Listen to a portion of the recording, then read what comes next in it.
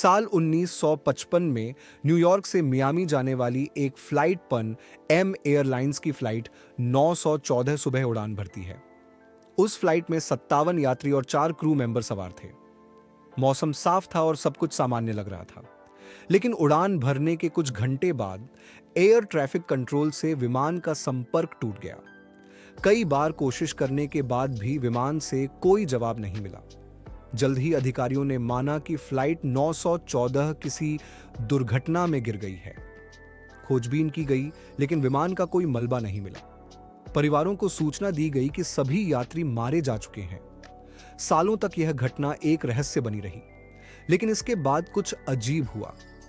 35 साल बाद यानी 1989 में वेनेजुएला के कराकस हवाई अड्डे पर अचानक एक अज्ञात विमान दिखाई दिया। एयर ट्रैफिक कंट्रोलर ने जब संपर्क किया तो पायलट ने कहा, यह फ्लाइट 914 है, न्यूयॉर्क से मियामी जा रही है, कृपया लैंडिंग की अनुमति दें। कंट्रोलर हैरान रह गया, क्योंकि ऐसी कोई फ्लाइट 35 साल से मौजूद नहीं थी। उसने जब तारीख पूछी तो पायलट ने जवाब दिया, आज 2 जुलाई 1955 है। यह सुनकर सब सन्न रह गए। विमान ने आखिरकार रनवे पर लैंड किया। जब ग्राउंड स्टाफ विमान के पास पहुंचा तो पायलट ने खिड़की से हाथ हिलाया और बोला, आप कौन लोग हैं? ये कौन सी जगह है?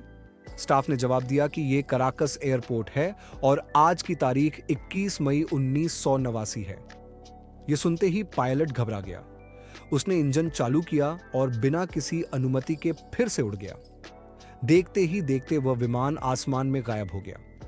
बाद में जांचकर्ताओं ने रनवे पर कुछ पुराने कैलेंडर और कागज पाए, जिन पर 1955 की तारीखें लिखी थीं। किसी को समझ नहीं आया कि यह कैसे संभव हुआ। कुछ लोगों का मानना है कि वह विमान किसी टाइम वॉर्प समय चक्र में चला गया था। वहीं कुछ लोग कहते हैं कि यह बस एक बनाई हुई कहानी है। आज तक उस विमान या यात्रियों का कोई पता नहीं चला और इसी वजह से फ्लाइट 914 की कहानी एक अनसुलझा रहस्य बन गई है।